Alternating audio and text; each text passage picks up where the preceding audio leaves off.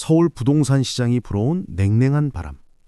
안녕하세요. 오늘은 지금 이 순간 서울 부동산 시장에서 실제로 벌어지고 있는 이야기를 나눠보려 합니다. 지난주 강남에서 30년 넘게 공인중개업을 하시는 한 분을 만났습니다. 그분의 첫마디가 아직도 귓가에 맴돕니다. 이렇게 조용한 시장은 처음입니다. 전화벨 소리가 뚝 끊겼어요. 그분의 사무실 책상 위에는 두툼한 매물 파일들이 쌓여 있었고 먼지가 앉아 있었습니다. 불과 1년 전만 해도 그 책상은 계약서로 가득했다고 합니다. 지금 서울 부동산 시장에서 무슨 일이 벌어지고 있는 걸까요? 여러분의 집값은 안녕하십니까? 오늘 이 이야기를 끝까지 들으신다면 지금 시장의 진짜 모습을 보시게 될 것입니다. 매도자의 침묵과 매수자의 관망. 시장이 얼어붙었다는 말이 실감나는 요즘입니다. 팔려는 사람도 사려는 사람도 모두 숨지기고 지켜보고 있습니다. 팔자니 손해고 사자니 불안합니다. 이 교착 상태가 몇 달째 이어지고 있습니다. 누가 먼저 움직일 것인가 하는 눈치 게임이 계속되고 있습니다. 60대 초반의 한 아파트 소유주분께서 들려주신 이야기입니다. 작년 이맘때만 해도 내놓으면 한 달 안에 팔렸던 집이 지금은 석 달째 매물로 나와 있답니다. 가격을 이미 2번이나 내렸는데도 문의조차 뜸하다고 합니다. 중개사무소에 가면 이런 말만 돌아온답니다. 조금만 더 기다려보시죠. 지금은 매수세가 거의 없어요. 그분은 고민이 깊어졌습니다. 더 내리자니 억울하고 그렇다고 기다리자니 언제까지 기다려야 할지 알 수가 없습니다. 반대편의 이야기도 있습니다. 50대 후반의 한 예비 매수자분입니다. 결혼하는 자녀에게 집을 마련해 주려고 1년 전부터 알아보고 계셨답니다. 처음에는 가격이 너무 높아서 망설였고 이제는 가격이 내려가고 있으니 더 기다리면 더 떨어질 것 같아서 또 망설이고 계십니다. 중개사무소를 몇 군데 돌아봤는데 다들 이렇게만 한답니다. 급하게 사실 필요 없어요. 시장이 바닥을 찍을 때까지 기다려보세요.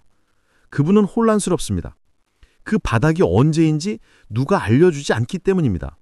이렇게 매도자와 매수자 모두가 움직이지 않는 시장이 만들어졌습니다. 강남도 예외가 아닙니다. 항상 든든하다고 여겨졌던 강남 지옥도 변호의 바람을 맞고 있습니다. 강남 불패라는 신화가 흔들리고 있는 것은 아닌지 걱정하는 목소리가 커지고 있습니다. 물론 여전히 비싼 가격대를 유지하고 있지만 거래량이 급감한 것은 부인할 수 없는 사실입니다. 60대 중반의 한 강남 거주자분께서 들려주신 경험담입니다. 20년 넘게 같은 아파트에 살고 계신데 요즘 같은 분위기는 처음이라고 하셨습니다. 예전에는 한 달에 몇 채씩 거래가 되던 단지인데 요즘은 서너 달에 한 채 나올까 말까 한답니다. 단지 게시판에 매물 광고도 줄었고 중개사무소 직원들도 예전만큼 열심히 영업하지 않는 것 같다고 하셨습니다. 가장 놀란 것은 이웃집이 작년보다 억대 이상 낮은 가격에 내놓았는데도 석 달째 팔리지 않고 있다는 사실입니다. 강남의 한 중개업자분도 비슷한 이야기를 하셨습니다. 10년 넘게 이 일을 해왔지만 이렇게 한산한 시장은 처음이라고 하셨습니다. 예전에는 매물이 나오면 다음날 계약이 들어오는 것이 당연했는데 지금은 몇 달씩 기다려야 한다고 합니다. 특히 고가 매물일수록 더 팔리지 않는다고 하셨습니다. 10억 이상 매물은 아예 관심을 갖는 사람이 없다고 합니다. 강남이라고 해서 예외는 아니었습니다. 시장의 냉기는 서울 전역을 감싸고 있었습니다. 대출 규제가 만든 높은 장벽. 지금 시장을 얼어붙게 만든 가장 큰 원인 중 하나는 대출 규제입니다. 아무리 집을 사고 싶어도 돈을 빌릴 수 없다면 사는 것이 불가능합니다. 특히 서울처럼 집값이 비싼 곳에서는 대출 없이 집을 사기가 거의 불가능합니다. 그런데 그 대출의 문이 좁아졌습니다. 50대 후반의 한 직장인분께서 겪은 일입니다. 자녀가 결혼을 앞두고 집을 알아보러 다니셨답니다. 마음에 드는 집을 찾았고 계약금도 준비했습니다. 그런데 은행에서 대출 상담을 받다가 좌절하셨답니다. 예전 같으면 받을 수 있었던 금액의 절반밖에 대출이 안 나온다고 했습니다. 담보 인정 비율이 낮아지고 총 부채 상환 비율 규제가 강화되면서 대출 한도가 대폭 줄어든 것입니다. 결국 그 집은 포기할 수밖에 없었습니다. 은행 대출 담당자분의 이야기도 들어봤습니다. 요즘 대출 상담을 하다 보면 안타까운 경우가 많다고 하셨습니다. 충분한 소득이 있고 신용도 좋은 사람인데도 규제 때문에 대출을 내줄 수 없는 경우가 많답니다. 특히 이미 주택담보대출이 있는 사람이 두 번째 집을 사려고 하는 거의 불가능에 가깝다고 합니다. 규제가 시장에 미치는 영향이 예상보다 훨씬 크다는 것을 현장에서 매일 느낀다고 하셨습니다. 대출 규제는 단순히 돈을 빌리는 문제가 아니라 거래 자체를 막는 장벽이 되어버렸습니다. 사고 싶어도 세금이 부담스럽고 팔고 싶어도 세금이 두려운 시장이 되었습니다. 세금 폭탄에 대한 공포. 대출 규제와 함께 시장을 위축시키는 또 다른 요인은 세금입니다. 취득세, 보유세, 양도세까지 모든 단계에서 세금 부담이 커졌습니다. 특히 다주택자에 대한 중과세는 많은 사람들을 시장에서 멀어지게 만들었습니다. 60대 초반의 한 다주택 소유주분께서 들려주신 고민입니다. 평생 모은 돈으로 집 서너 채를 마련해뒀습니다. 노후 대비용으로 월세를 받으며 살 계획이었는데 세금이 작년보다 몇 배가 올랐습니다. 월세 수입보다 세금이 더 많이 나가는 지경이 되었습니다. 팔려고 내놓았는데 다주택자 양도세 중과 때문에 팔아도 손에 남는 게 없습니다. 진퇴양난에 빠진 것입니다. 세무사 사무실을 운영하시는 한 분의 이야기도 인상적이었습니다. 요즘 상담으로 오는 분들의 대부분이 부동산 세금 때문에 고민이라고 하셨습니다. 특히 은퇴를 앞둔 50대, 60대 분들이 많답니다. 여러 채 가지고 있던 집을 정리하고 싶은데 세금 때문에 정리도 못하고 있다고 합니다. 세금을 내고 나면 오히려 손해인 경우가 많아서 그냥 버티고 있는 분들이 많답니다. 세금이 시장 거래를 막는 또 하나의 장벽이 되어버렸습니다. 사고 싶어도 세금이 부담스럽고 팔고 싶어도 세금이 두려운 시장이 되었습니다. 전세 시장의 불안한 그림자. 매매 시장만 어려운 것이 아닙니다. 전세 시장도 불안합니다. 전세가가 떨어지면서 깡통 전세 우려가 커지고 있습니다. 집값은 내려가는데 전세금은 그대로이거나 조금만 떨어져서 역전되는 경우도 생기고 있습니다. 50대 중반의 한 전세 입주자분께서 겪은 일입니다. 2년 전 보증금 6억에 전세로 들어가셨는데 이제 계약 만료가 다가오고 있답니다. 그런데 같은 아파트 시세가 8억으로 떨어졌습니다. 전세금과 매매가 차이가 너무 좁아진 것입니다. 집주인이 과연 전세금을 제대로 돌려줄 수 있을지 불안한다고 합니다. 전세금 반환 보증보험에 가입은 되어 있지만 그래도 마음이 편치 않답니다.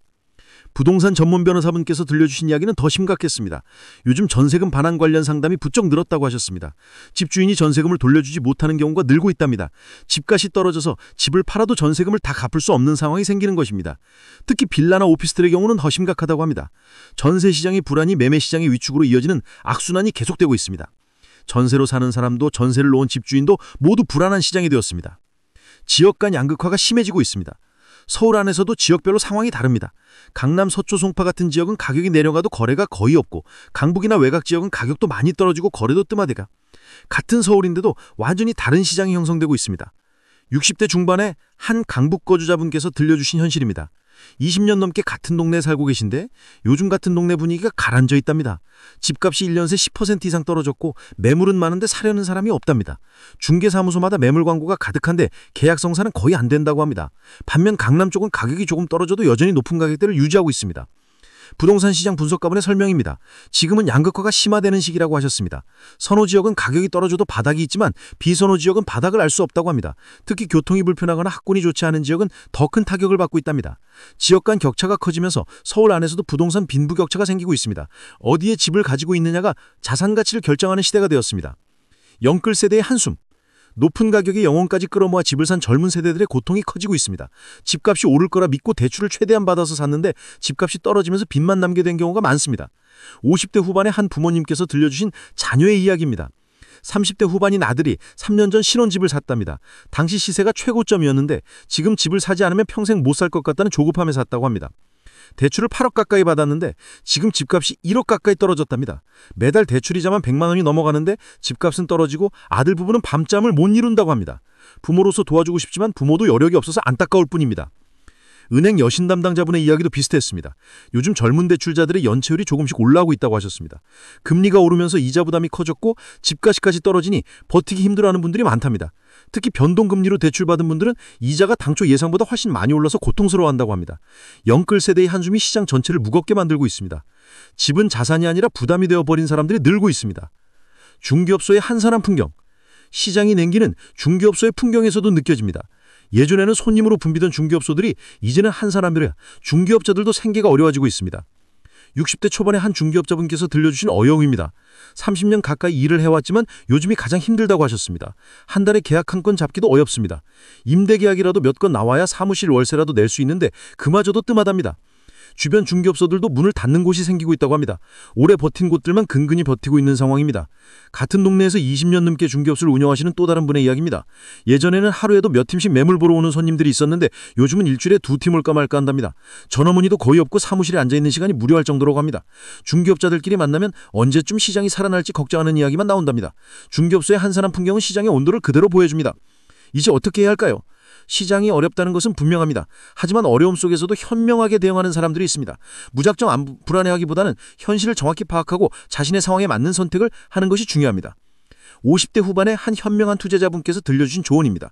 지금 같은 시기에는 조급하게 움직이지 말라고 하셨습니다. 팔아야 한다면 적정 가격을 받을 때까지 기다리고 사야 한다면 충분히 알아보고 신중하게 결정하라고 하셨습니다. 시장은 반드시 돌아간다는 것을 알고 있어야 합니다. 지금의 침체가 영원히 계속되는 것이 아니라는 믿음이 필요합니다. 부동산 전문가분의 조언도 비슷했습니다. 지금은 관망하는 시기라고 하셨습니다. 급하게 결정할 필요 없습니다. 시장이 바닥을 확인하고 회복 신호가 보일 때까지 기다리는 것이 현명합니다. 다만 기다리는 동안 시장을 계속 지켜보고 공부해야 합니다. 기회는 준비된 사람에게만 옵니다. 지금의 어려움이 나중에는 기회가 될 수 있습니다. 여러분도 지금 부동산 때문에 고민이 많으실 겁니다. 팔아야 하나, 기다려야 하나, 사야 하나, 망설여야 하나 결정하기 어려우실 겁니다. 정답은 없습니다. 각자의 상황이 다르기 때문입니다. 다만 한 가지 분명한 것은 조급함은 금물이라는 것입니다. 냉정하게 시장을 보고 자신의 형편을 고려해